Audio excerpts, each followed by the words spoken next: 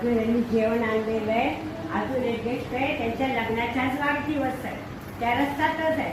त्यांच्या पण वाढदिवस करून त्यांचे जेवण करून तुम्हाला जेवायला बसवतो बरं का. एक 5-10 मिनिटं थांबा.